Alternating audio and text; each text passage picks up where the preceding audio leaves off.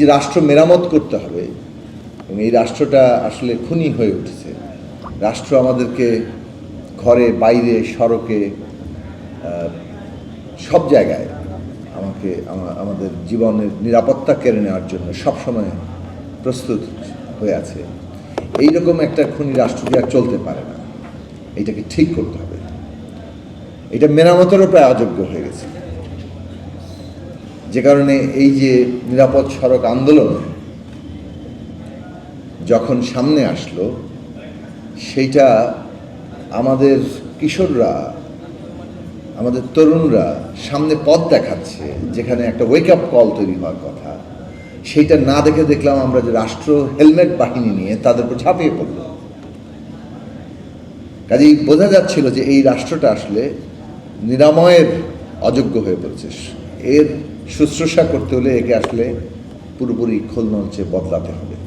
সেই চাপটাই সমাজের মধ্যে তৈরি হয়েছে। এবং তারপরে যখন এরা এই ধরনের অত্যাচার চালিয়ে গিয়ে আবার একটা 18 সালের ভোট ডাকাতির নির্বাচন করে ফেলতে পারলো, এবং সেটাও 5 বছর চালিয়ে 24 সালের একটা আমির নির্বাচন করে ফেলতে পারলো, সমাজে কি পরিমাণ মানসিক চাপ সৃষ্টি হতে পারে সেটা সহজে অনুমান আজকে আপনারা করতে পারেন। এবং সেই মানসিক চাপ বারুদের স্তূপের মতো হয়েছিল, এবং একের পর এক লড়াই, কিন্তু ধাক্কা মারা যাচ্ছে না। সেই জায়গায় স্ফুলিঙ্গ হয়ে আসলেন আমাদের আবারও তরুণরা, যেখানে জীবন দিয়ে তারা পুরো বারুদের স্তূপে আগুন ধরিয়ে দিলেন, দাবানল সৃষ্টি করলেন।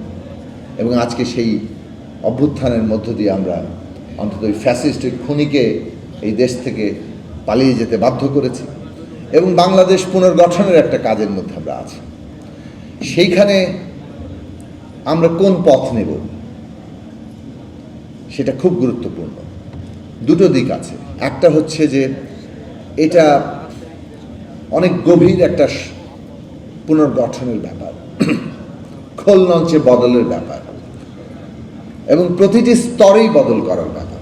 যেমন আপনারা নিজেরা ভাবছেন এই নিরাপদ সড়ক নিয়ে, এবং এইটা খুবই একটা বলবো যে বেশ আশা জাগা নিয়ে কাজ, আশা জাগা নিয়ে ব্যাপার, যেখানে আমাদের এই আন্দোলন থেকে যারা তরুণরা কাজ করছে তারা এসে গভীরভাবে চিন্তা ভাবনা করে একটা প্রস্তাবনা হাজির করছে। এতক্ষণ ধরে যতটুকু প্রস্তাবনা আমরা শুনলাম, সেই প্রস্তাবনা থেকে বোঝা যায় যে এর পেছনে গবেষণা আছে, এর পেছনে দীর্ঘদিন ধরে কাজ আছে, এবং সামগ্রিক চিন্তা করার একটা চেষ্টা আছে, এবং সেইটা করে একটা প্রস্তাবনা হাজির করা হচ্ছে। তার মানে আমাদের তরুণরা এখন জাতীয় নীতিমালা তৈরি করতে সক্ষম, এবং সেইটা করছে। সেইটা একটা খুব গুরুত্বপূর্ণ দিক। এবং এই যে মাইক্রো লেভেল থেকে ম্যাক্রোটাকে দেখা, এক একটা ইস্যু থেকে, এক একটা বিষয় থেকে পুরো সমগ্রটাকে দেখা, কিংবা অংশ থেকে সমগ্রকে দেখা, এটা খুবই জরুরি। যেমন সমগ্র থেকে অংশকে দেখতে হয়। আমরা যদি কেবল সমগ্র থেকে অংশ দেখতে চাই সেটাও অসম্পূর্ণ হবে, আবার কেবল অংশ থেকে যদি সমগ্রে পৌঁছাতে চাই সেটাও খুব কাজ হবে। দুইটারই একটা যাকে বলে রেসিপ্রোকাল, পারস্পরিক একটা দিক আছে। তো সেই চেষ্টাটা আমাদের করতে হবে। আমরা যখন সংবিধান নিয়ে আলোচনা করছি সেটা অনেকটা ব্রড জায়গা থেকে, কিভাবে ক্ষমতার ভারসাম্য হবে, চেকস অ্যান্ড ব্যালেন্স হবে, কিভাবে আসলে এই যে নীতিগুলো তৈরির ক্ষেত্রে জনগণের কিংবা বিভিন্ন স্টেক হোল্ডারদের অংশগ্রহণ গুরুত্বপূর্ণ হয়ে উঠবে। আবার অন্যদিকে প্রত্যেকটা ইস্যুকে ধরতে হবে, কিন্তু প্রত্যেকটার আইন, প্রতিটার ব্যবস্থাপনা, এটা খুব গুরুত্বপূর্ণ প্রশ্ন। এই দুই জায়গাতে আমরা এখন কাজ করা দরকার। এগুলো নিয়ে সমাজে আন্দোলন ছিল, সেই আন্দোলন গঠিত হচ্ছে, চিন্তা সামনে আসছে, এবং আমাদের প্রয়োজন আমাদের এই চিন্তাগুলো করতে বাধ্য করছে। ব্যাপারটা একটা অনিবার্য ঘটনা হিসেবে আসবে। কারণ আপনি দেখুন, এই ঢাকা শহরটা মোটামুটি আমরা অচল করে তুলেছি। সারা দেশ এখন সড়ক হচ্ছে একটা মৃত্যুকূপ। বছরে 5,000 মানুষ মারা যায়।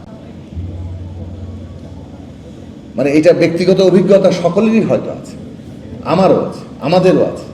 আমাদের সংগঠনের অত্যন্ত দুজন প্রিয় মানুষ, ব্যক্তিগতভাবে আমার অত্যন্ত প্রিয়, আমার প্রিয় শুধু না, আমার অস্তিত্বের অংশ ছিল। এরকম দুজনকেই 7ই নভেম্বর 2023 আরিফ এবং অর্জুন, তাদেরকে আমরা এই সড়কে হারিয়েছি।